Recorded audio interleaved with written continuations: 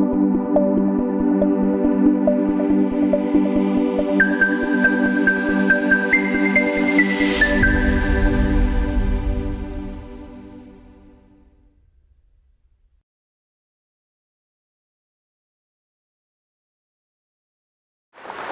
everyone, my name is Aditi Agrawal and I'm the founder of ICSE StudyMate and Maids Galaxy. Now I know as youngsters we all have this great urge of making a lot of noise at serious places like these. I mean, of course, at least I do have that urge. So guess what? I'm giving you all this opportunity to shout the loudest you can if you want to make it big in life.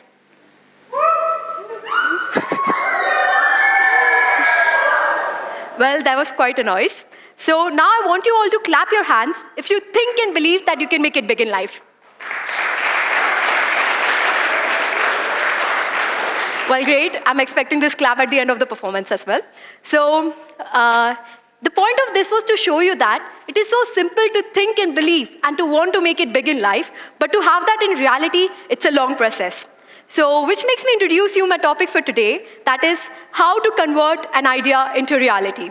Well, don't get excited. I'm not gifting any shakalaka boom boom pencils to you all. So I have learned a 5-step process in my journey of running these ventures, and these steps have helped me evaluate my ideas and turn them into reality, and I hope these work for you as well. So of course, to convert an idea into reality, you first need to spot an idea. And unlike the popular opinion, I personally don't believe an idea just strikes to you one night when you're sleeping or one morning that you're breathing. According to me, an idea is created. An idea is thought of, whether consciously or subconsciously. An idea is created. Now, there are 2 simple steps to create this idea. Number 1, you identify a problem in your life. Now, this could be a problem that you personally are facing, a family friend is facing, a friend is facing, could be any problem around your life. And second step is, you find a solution to this problem. And guess what? This solution is your idea. I know it sounds too simple to be practically true. So let's take a quick example here. So these are the 2 steps that I talked about. So back in 2018, when I was in my 10th grade, the biggest fear and the biggest problem in my life was the 10th board examination. Obviously, like any other 10th grader, I was always anxious about it and worried how to prepare for this examination. It is very normal. But right when I was out of my 10th grade, I realized that a 15, 16-year-old doesn't need to go through all those anxious stages, right? It should be a very smooth and a cakewalk kind of journey. So I created this blog called ICSE StudyMate, where I posted every single tip that I had received from my teachers and my seniors, and every single plan that I had, every single reference material that I had that could help the juniors. And more than all of this, what I wanted to be the vision of this blog was to be a friend to these students. I wanted to be a friend more than being a teacher or a mentor to them. So that is why I chose the name Mate, because I wanted to be a friend, somebody they could talk to when they were feeling low. Because I know academic pressure is a kind of pressure that is not taken seriously, and I wanted to help them go through, sail through that phase in a very simple manner, in a very decent manner. So this is how ICSE StudyMate happened. But I felt that I don't want to confine myself to just an academic venture. I wanted to go beyond the spectrums of academics. And I was just searching for an idea, trying to find a problem where I could spot my idea. And that's when the COVID-19 lockdown happened. And what happened in the lockdown was, suddenly, every single person on the internet had a hidden talent. People were dancing, singing, baking, cooking. We all saw all of that, right? So that's where I spotted my next idea. And what surprised me the most was, people I've known for so many years, I didn't know they were this talented. And when I went and talked to a few of these friends of mine, I asked them that, why did you never participate in any of these competitions when you were so talented? And what they said struck me really hard. They said that the problem was the competition, right? We all are scared of competition. We all have that really scary feeling when we are competing with somebody else. And I wanted to eliminate that completely. And which is why I started this platform called Maids Galaxy, wherein, for example, if you're a dancer, you come and upload a dancing video, You set a target for yourself, and once you achieve that target, we pay you. And guess what? You don't have to compete with anybody else. No one at all. You just have to compete with yourself, bring forth the best version of yourself, show your uniqueness, and that's how a part of Maids Galaxy was created. But at the same time, what I did, I just didn't focus on the talent part of it, and I started seeing all of these other problems that I as a youngster faced, or people around me faced. And I noted all of these problems, found a solution to these problems, and that's how the entire Maids Galaxy came into picture, and this is how the website looks now. Yeah. So this is how the Maids Galaxy came into picture. So this was the first step of identifying a idea and spotting the idea. Now the second step is, obviously, since as human brains, we have a limited capacity to retain information, right? So we cannot always retain and store our idea in our brains. So make sure that every time an idea hits you, it could be the simplest of all ideas, just make sure to note it down.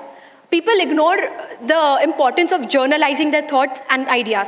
Every time I think of it, I have this really thick book people at home don't get access to, because I write down all my ideas. And later when I have time, I find solutions to these ideas, and those are how I keep improving myself.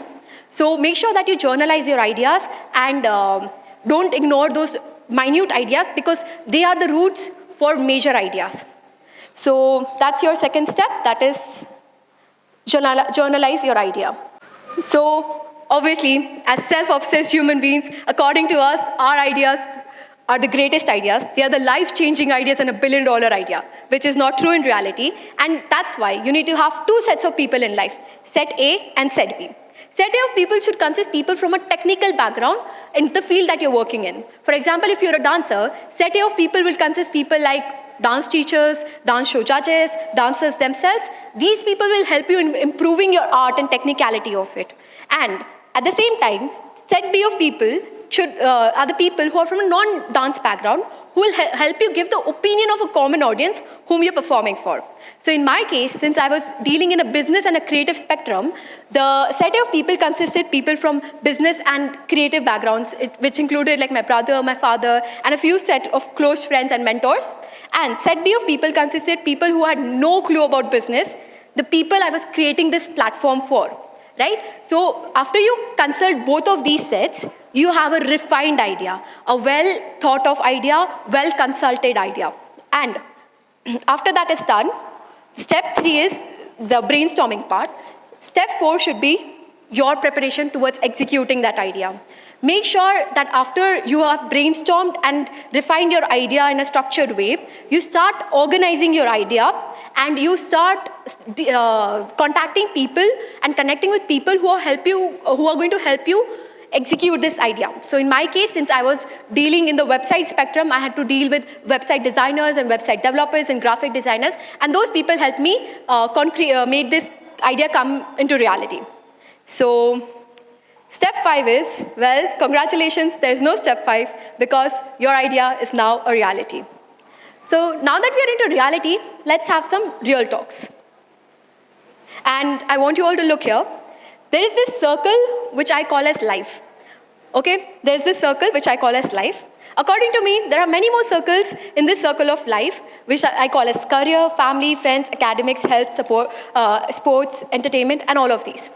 What many people fail to understand is that to focus on any of these circles, it's not important that you push one circle out of this box altogether. So I've seen people, while focusing on one particular circle, like a career, they push health altogether. They push being fit altogether out of this circle of life.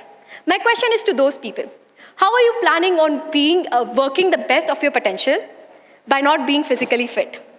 People put entertainment out of the circle of this life. My question is to those people. How are you planning on taking breaks and giving yourself the energy to reboot? People who stop socializing, how are you planning on networking for your business and pitching clients and pitching customers? It's not possible. So it would be a very great question if you ask me that we just have 24 hours in a day, then how do we make sure that all of these circles stay intact inside the circle of life? So which is why I suggest this. For example, if you're a person who's very sure that you want to make a career in sports, okay? You're very sure that you have the potential and you have the determination to make a career in sports. So instead of eliminating academics altogether out of the circle of life, what you can do is restrain it. You can contradict the size of circle and increase the size of circle of sports there, right? So take that time from academics and invest it into sports, but don't ignore your academics altogether. Now, if you ask me that, how do we understand that how to cut down this circle? Like what measure should I take to cut down this circle and how do I understand? And I have another example for you. So it's pizza time. Well, imagine that I order a large size pizza for you. Just imagine I'm not ordering one. So suppose this pizza has 10 pieces in it, out of which 6 pieces are much more than sufficient for you to satisfy your hunger and your emotional need to have a pizza. But you have this option of these 4 pieces, whether to eat or not eat, okay?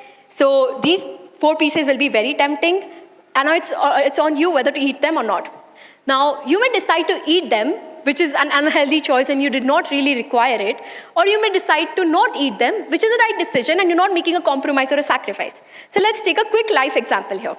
There are 10 outings that you have an opportunity of going for, out of which 6 outings were much more than sufficient for you to socialize, hang out with family, chill and everything. So this is just a basic number. It differs from person to person.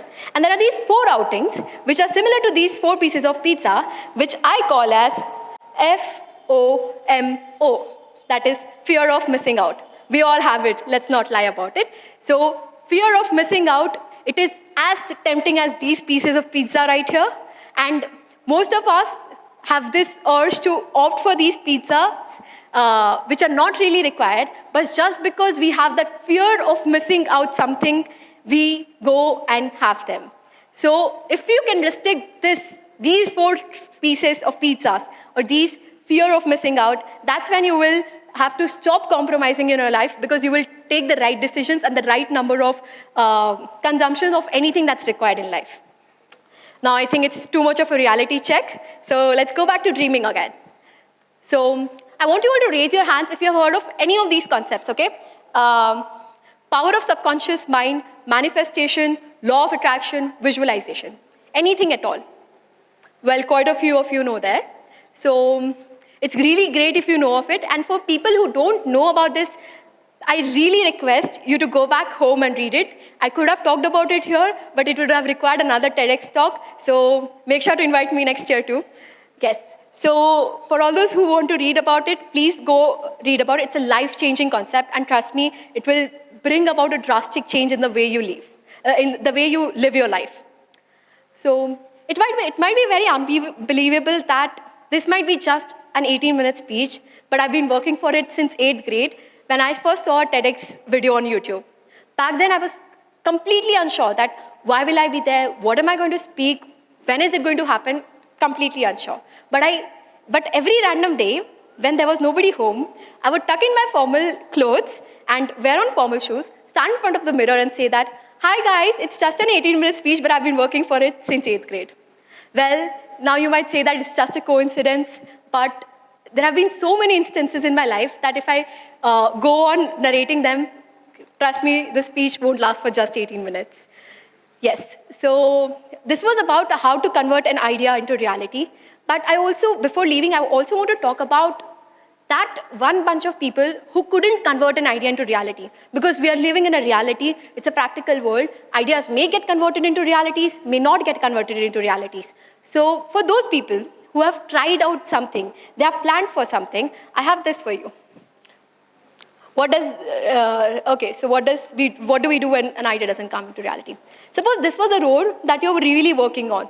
This was a plan that you really wanted the most in life, and you failed in it. It could be an exam, it could be something that you were working on, some content that you created and you were like, this should be a hit, it should go viral, and it doesn't go viral. But it's okay.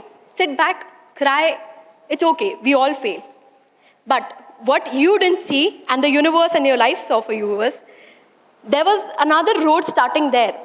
That was after the road you started this one, which was longer way to go. So you couldn't accomplish this plan, but life has had a better plan, which was a longer run for you, and it made you shift to that plan. So you will cry about it, and it is very obvious, and it is very normal to cry about this. But go longer, life has a longer way planned for you. So even if you didn't take anything from this speech, it's completely all right. But one thing that I want you to remember, that please don't forget this, that there might always not be a second chance. There might not always be a second chance for something that you really worked for. But believe that there are many, many, many more first chances for way better things. Trust me. So thank you everyone for being such a patient audience. And my name is Aditi Agrawal. See you until the next time I say, hi guys, it's just an 18-minute speech, but I've been working for it since 8th grade. Thank you.